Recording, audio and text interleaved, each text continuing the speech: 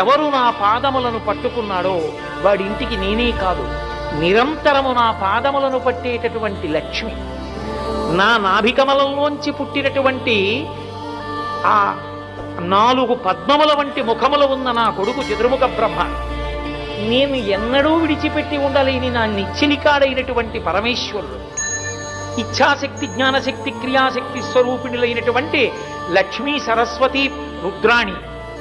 ఇక పిల్లలు అందరం కలిసి కద్దమైన ప్రజాభూతామయి సంభవ కద్దమా అన్నట్టు మేమందరం కలిసి మీ ఇంటికి వస్తాం. నా పాదముల వంక చూస్తే చాలు, నా పాదములు పట్టుకుంటే చాలు, మీ ఇంట్లోనే ఉంటాను.